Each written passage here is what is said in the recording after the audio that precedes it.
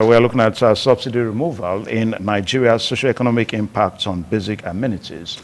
Now, we understand that the recovery plan of the federal government on this economy is to ensure that the prices of goods and commodities in Nigeria becomes very low. In other words, so that Nigerians can buy things. You can buy a bag of rice, you can buy a carton of milk in your home as stable foods and all that. But recent development has shown that the prices of goods and commodities, consumable items are beginning to go far from the reach of Nigerians. So that's the reason why that we have decided to look at what is really going on in the country. I mean, for a government that intends to bring the price of goods and commodities down, should that government be thinking of removing subsidy from basic amenities? That's what we're going to be looking at this morning.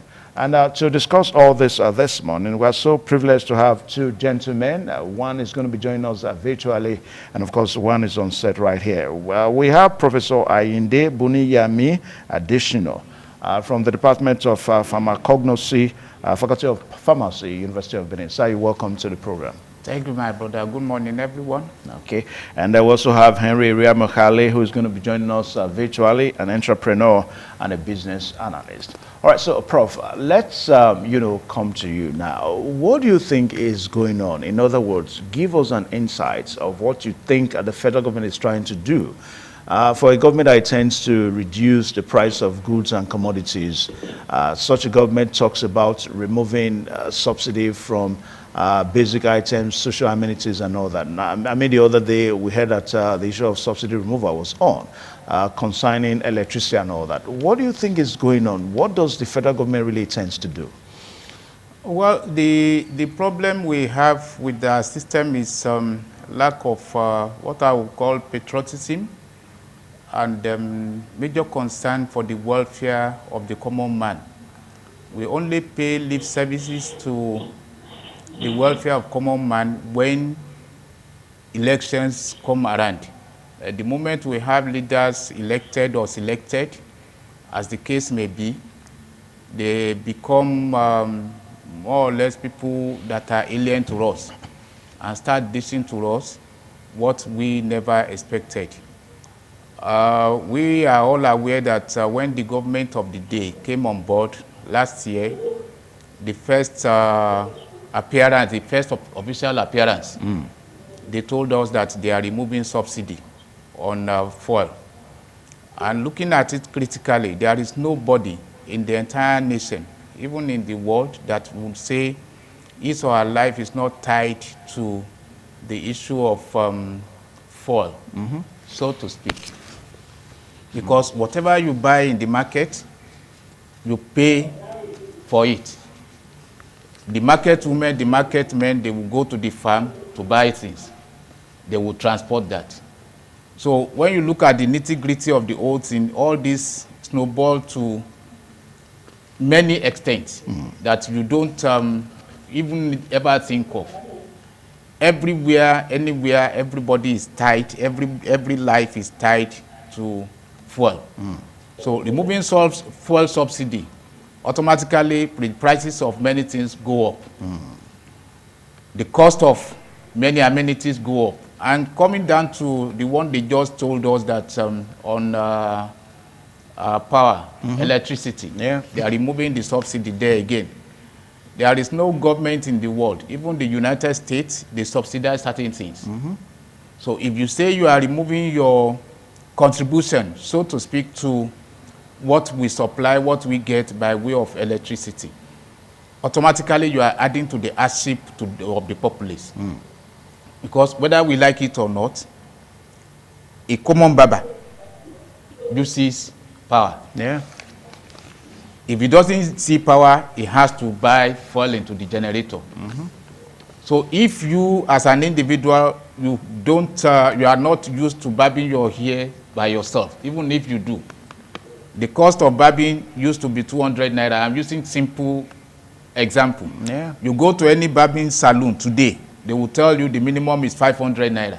1,000 naira. 1,000 naira in some places. Naira anymore, now, if you are 4 in your family, and all of you happen to be males.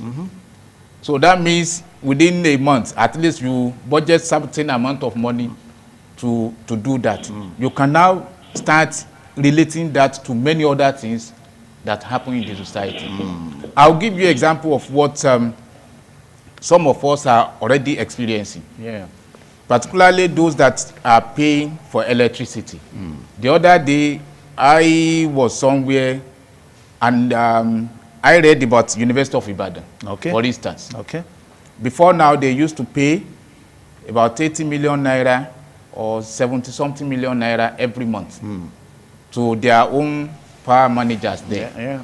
By the time the government came up with the increase, they eventually calculated it and said what they will be paying every month will amount to 367 million naira every month.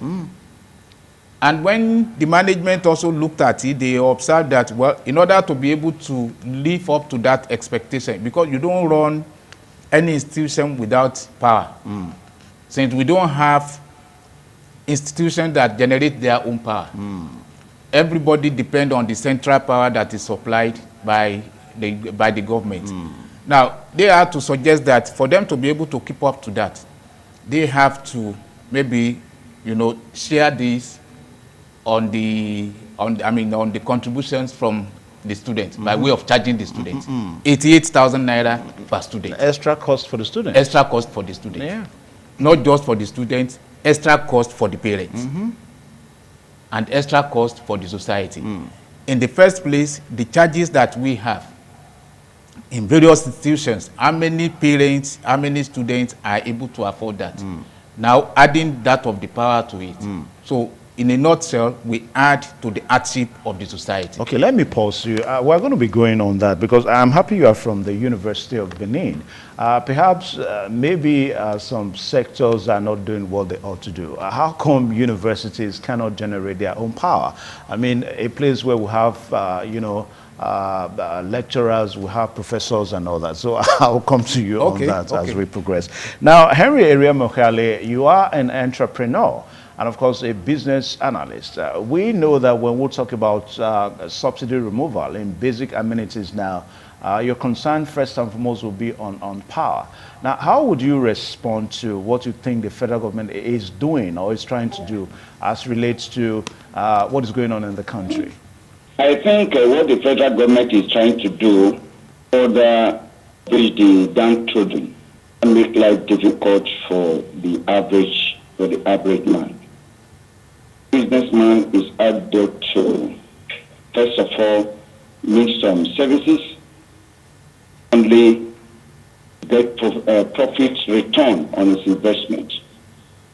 Whatever tariff subsidy has been removed, probably is going to be plowed back to consumer and entrepreneur. For every purchase I do, it means that by the time you are going back, you'll be able to restock.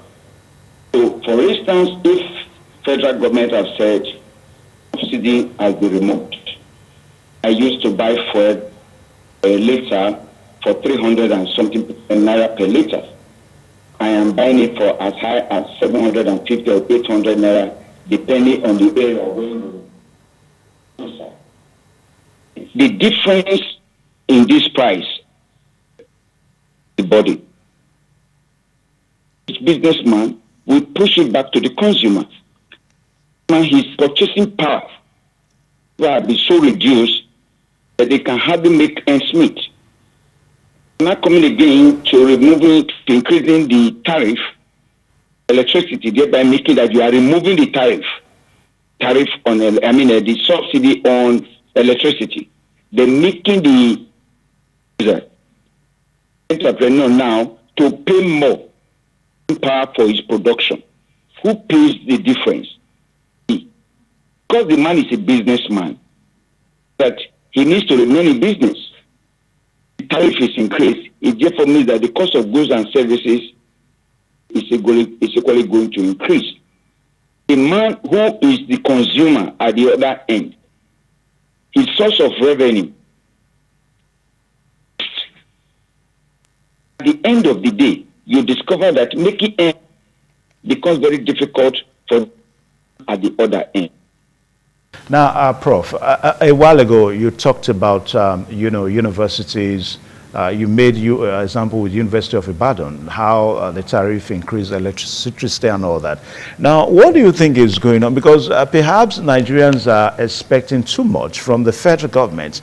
I mean, if we have universities that have, professors, engineers and all that. I mean, how come at this age and time in Nigeria, we still don't have universities that can probably provide their own electricity? What is going on? Well, I would like to say that it's not as if we don't have experts that should be able to solve these power problems, either in a small scale or large scale. We have quite a number of professors who are into the installation or preparation of solar power, which one way or the other they are using to solve local micro problems.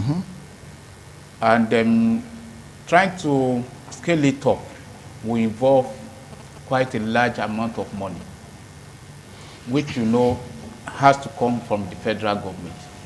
Because take for instance, this is an institution, I mean ITV.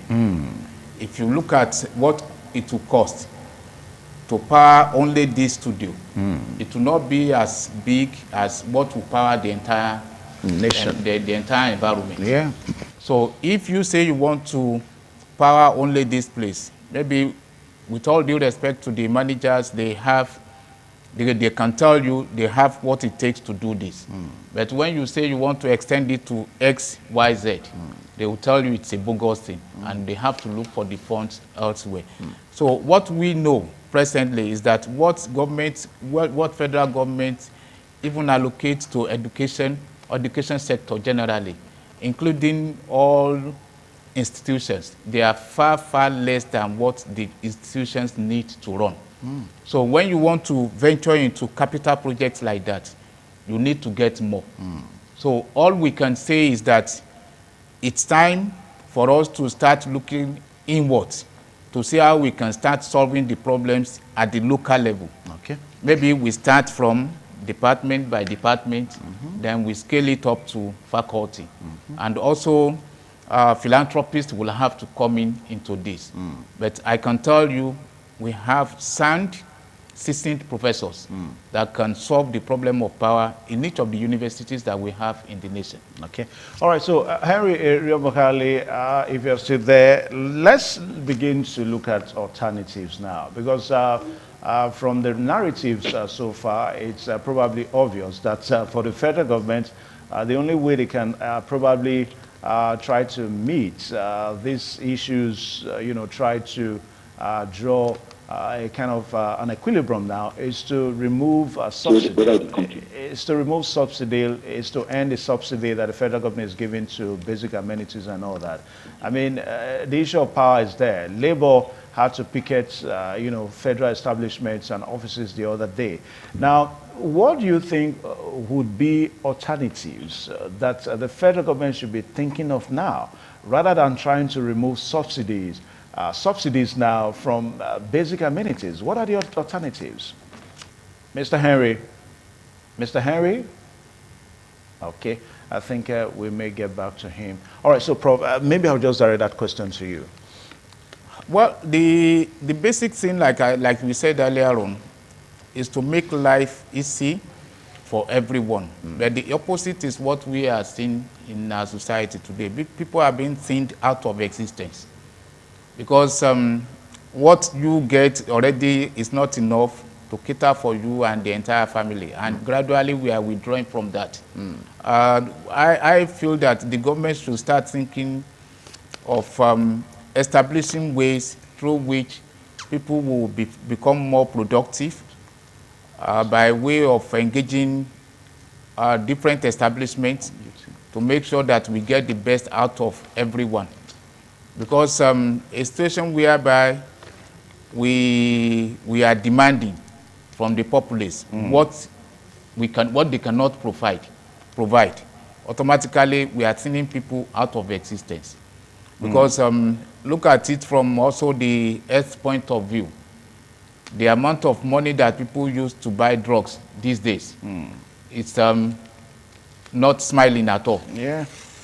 And that is the way it is in almost all sectors, all areas of economy, all areas of human existence. Yeah. So what the government is supposed to do is to find many ways, which I know they can. Because all these things we are discussing are not in any way or in many ways affecting those that are the leaders. Because you have the senators who always get their own allowances or whatever all up front or at the right time. But when it comes to what will be useful to the entire populace, we feel that, well, they are just there. Sometimes they refer to us as stupid electorate. So are you probably taking that as an alternative to reduce the costs on governance? Is that, well, yes, there is nothing wrong if we start thinking of reducing the cost of governance. There is nothing wrong because in the view of many people, sometimes what Senate as an institution does is not different from what the House of Rep does.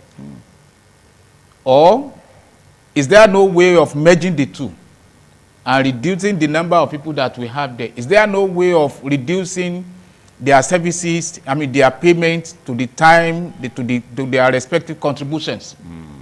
Because at this time we have to, you know, talk through and look at one another eyeball to eyeball. Yeah, but for a country like Nigeria that is probably complex in our socio-cultural experience, I mean, you see Nigeria having one legislature, would that be good enough? Well, we make it complex.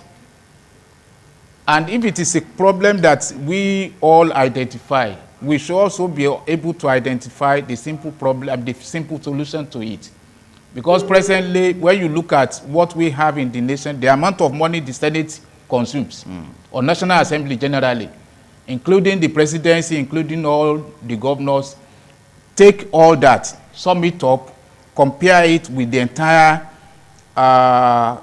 budget of the nation. You come to realize that more than 1/3 goes into services of these people. And you can now imagine education that's supposed to be the bedrock of the progress of the society, getting less than 20% of the budget. What they tell us now is that security has to get X amount of money. And they keep telling us that in each of the states, the federal government, everyone gets security votes, which they don't account for. And in spite of all this, things are not getting abated. The security situation in the country everywhere is terrible. It's getting worse. Yeah. It's getting worse. Yeah. All right, so Mr. Henry, if you are there, we are looking at alternatives now. Professor Ayinde is kind of suggesting that the cost of governance should be looked into. I mean, for us to, because it's obvious that the federal government is struggling with the economy. I mean, we're talking about financing, you know, sectors and all that here. So would you want to subscribe to reducing the cost of governance? Or alternatively, do you have suggestions to make? So he just says, like, I picked that word out of my mouth. Other suggestions to make. That the cost of governance in Nigeria is so expensive. Just said there. Is the benefit of the removal of subsidy.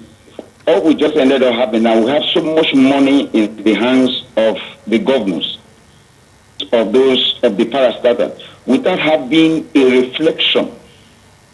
This subsidy has been withdrawn.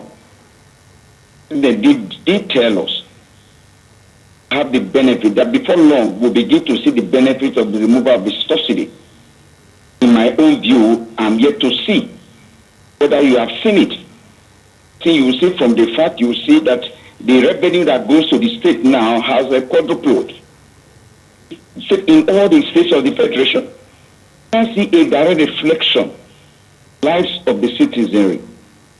It's a misplaced priority. And like he said, of governance has to its barest minimum. It has to be blocked. When you begin to hear, now we don't talk about fraud in millions, to see them in billions of naira. And these are things that would have affected of the ordinary man on the street. Governor, one ex-governor, alleged to have looted the 20 billion, 11 billion. He has clapped back to the city. Actually, I was just amazed when they were talking about, sorry for the digression, talking about life death sentence for drug addicts, for those who are caught in peddling drugs. It will just be the other way around.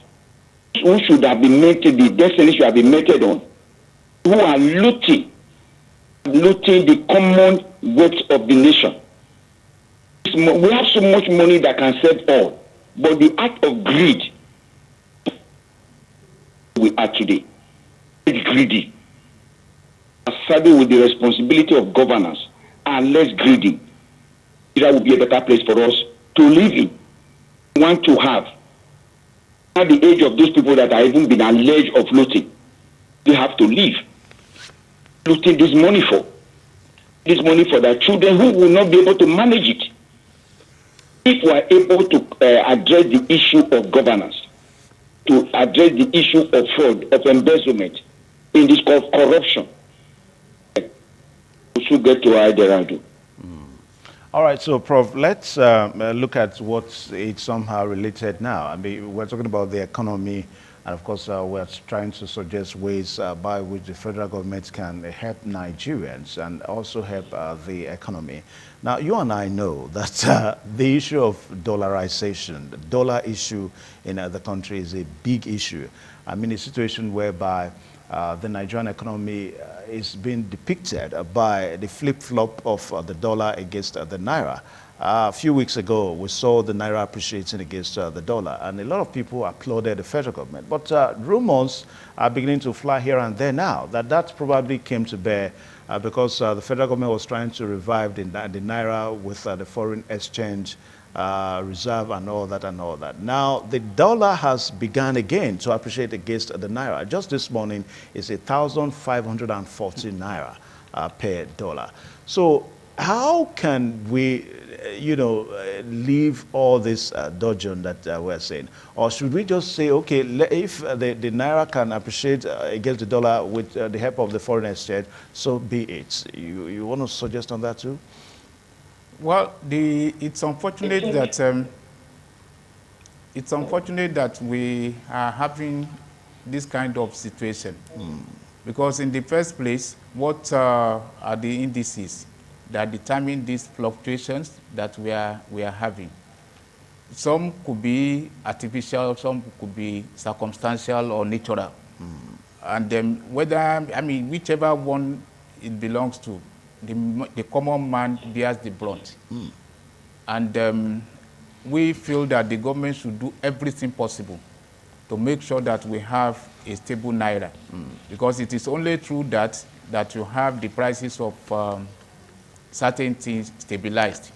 Otherwise, you go to the market today, they tell you the cost of a particular material is 20,000 naira. You go there in the afternoon, they tell you it's gone to 25,000 naira. Because dollar rate has because dollar rate has increased. Yeah. What are the indices that cause these fluctuations? They cannot tell us, they don't know. And if they know, what are the steps they are taking? And equally, the people in government have to show high level of patriotism. Otherwise, we do here, we don't know whether it is true, that some of them even buy dollars to resell. We don't know. We are basing it on what we read either in print media or social media. You mean government officials? Well, yes, government officials and even some bankers and some individuals. These are the things that we read. Whether if they are true, we are not being sincere with one another. Because you know when you buy something 20,000 naira, you come back in the next few hours, you sell it 30,000 naira. People will be rushing it. Meanwhile, people that travel abroad, people that do businesses that involve foreign exchange, automatically they will want to rush it. Why don't we find a way of pegging it at a particular amount and not to the detriment of Naira? So that at the end of the day, whatever we get will not affect the common man who is at the receiving end. Because the level of hunger in the society is increasing. Okay. And one can also say the level of anger is also increasing. It's also increasing. All right, so Mr. Harry, you may also want to talk on this dollarization thing, a big issue to the Nigerian economy. Yes, you see, we have all the enabling laws. No law that we need in this country that have not been promulgated. But the problem we have is who will implement the laws. It is a known fact. Our statute law, illegal tender in Nigeria is the Naira. It's the Naira that should be used for transaction in Nigeria. It is known by all. Even the law enforcement agents, they do know this. But now we discovered institutions that are known to government, that institutions are collecting their bills in dollars. Known to government. The laws are there to sanction as many people that are involved. But why have the law not been applied? Because they seem to belong to the group of the elite, the untouchable. And we can only improve. We're talking, for example, yesterday now, a component, an aspect of my production material yesterday, because the Naira has depreciated against the dollar now, the price 100 Naira. Multiply it at 100 Naira, because I need to reflect it, to reflect that extra on my goods and services. I think government need to encourage more people to go into station. Only when we export, in exchange, people are going to buy from us in dollars. So when we have so much of dollars within our system, within the economy, then the Naira naturally we appreciate. As long as we don't have something, we are import dependent. The little we have, because it's like demand and supply. Demand on the dollar is much, supply is not sufficient. So because the demand is much, definitely, supply that cannot match up with the demand, then naturally that the costs go up. We want to believe that if government want to do what is right, and insist every transaction that happens within the shores of Nigeria has to be in Naira. That's who is involved. I appreciate the line that EFCC is taking, or the embassies. Whatever we are doing, let us transact in the local currency, which is the Naira. If that is done, then dollar will naturally come down, my view. And I believe the government have the courage to walk the talk. I'm sure that Naira will appreciate in no distance time. Okay. All right. So, Prof, for us in the media, we look at the official status quo of the situation, because as it stands now, there is no transaction that is done. If you go to the banks now, you ask them for dollars, nobody will give you. If somebody sends you money from abroad, they give you the Naira equivalent, trying to debunk this concentration on dollars in the country. But let us look at it one more time. Is the federal government taking the right step in the right direction? I mean, a situation whereby more than 80% of goods, if not services also too, that Nigerians depend upon are not made here. I mean, the rice we talk about, most of them are imported and all that. So if this is the situation, you think it is the right step in the right direction against the dollarization in Nigeria? Well, the fact also remains that the government of the day ought to look for ways of improving the quality of services and the production that we have in the country. Because come to think of it, you made mention of rice. Recently, I saw it in social media where they said gari imported from China. They said gari imported from China. If we eventually get to that stage, then we are in serious trouble. Yeah. Because the gari, as we all know, is a staple food that we eat that cut across all the various tribes, all the various communities in the nation. Yeah. So are we saying that the land or the lands are no longer there, or people are no longer able to farm? Of course, we know the challenges of security vis-a-vis, as the issue of security affects farmers. Why can't we address all that so that at the end of the day, we have more of this produced, and then for our own sustenance, and as well as exporting them whenever necessary? When we do all this, it will bring down the cost, our reliance on foreign goods. Yeah. Because there are even majority of all these products that we have from the farm that we have not been able to harness the entire value chain. If we are able to access all this by engaging researchers and applying the product of researches, automatically we have better life to live in the nation. Okay. And we have enough to export out. All right, so Mr. Henry, this will also interest you too. Your raw materials are not being sourced locally. That I know. More than 80% of what you produce with as an entrepreneur, are foreign. So you want to talk on this too? Hello? Yeah, we're with you. All right, so what we're... Please, can I hear the question? Yeah, the question I'm asking is that as an entrepreneur, more than 80–90% of your materials are foreign. And the interest here is that for a government that intends to really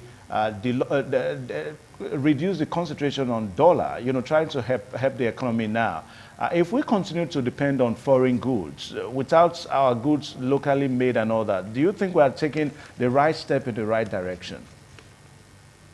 If first of all we have to set the basis, have to be set right, have to create the enabling environment, business within the system, within your economy to thrive. Thanks. Hello, that we use, it's cheaper for us to get them imported than produced in Nigeria. Imported goods than the one you are sourced in Nigeria. Why? We are talking about power now. We are talking about the production cost. The production cost in Nigeria is the highest the world over. World over. To be corrected. The production cost in Nigeria is the world over. So if the government is able to first of all create the enabling environment that will bring down the production cost is brought down to its barest minimum. You now discover that things that are done in Nigeria. But when the production cost is so high and the one you are getting imported is cheaper, at times 2 times cheaper, 3 times cheaper than the one that is locally manufactured, you see that the drive, the interest for the imported good will be more than the one for the locally produced. I believe that if government want to, for example, I tell people, if I was to be in government, it's just one-point agenda. The one-point agenda is power. Go to address the issue of power in Nigeria. Cost of goods and services will drop. The cost of living will equally drop. If you are paid whatever the meager salary you are paid now, will be able to take you for the month. But as long as the cost of goods and services is skyrocketing, whatever amount you are paid today as your take home can never take you home, because the cost of goods and services. So if government want to help us, they should concentrate on power, generation of power, make power available to the artisans, make power available to the dresser, make power available to the manufacturer, make power available for the producers. Once is reduced, then the cost of your goods and services will equally reduce. All right, so Mr. Henry, I want to say thank you so much for joining us virtually on the show this morning. Thank you so much, Mr. Henry. All right, so back to the studio. All right, now, so back to the studio now. Professor, what are your lasting words on this topic this morning? Well, to our government, I will encourage them to keep trying their best to make sure that they make life better for the common man, because that's part of what they used to campaign for us. So if we are seeing the opposite, it will not add to their credit. And they should remember that in the next few years or few months, as the case may be, they will come back to the same person they deceived. Sometimes Ask for more votes. not too long ago. Yeah. And it will be unfortunate if we just, as electoral truth, we just feel that half bag of rice or quarter bag of rice that they use it to stone us is enough to take for the next 4 years. We are all experiencing it now. Let us be wiser than the way we are. And let us all be patriotic, more patriotic than we have ever been. Okay. The nation belongs to us all, and we don't have any other future other than the future of this nation. Okay. We want to say a very big thank you to Professor Ayinde Buniyami Adeshino.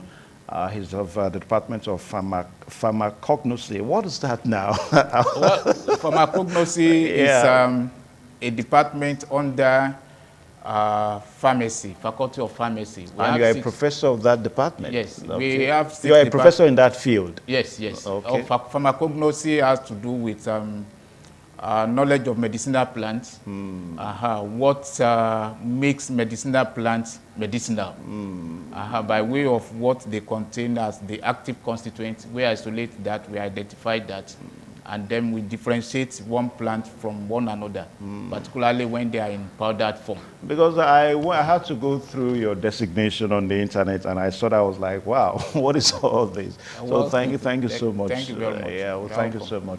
And also a very big thank you to Henry Eremokale, who is an entrepreneur and a business analyst in Nigeria here.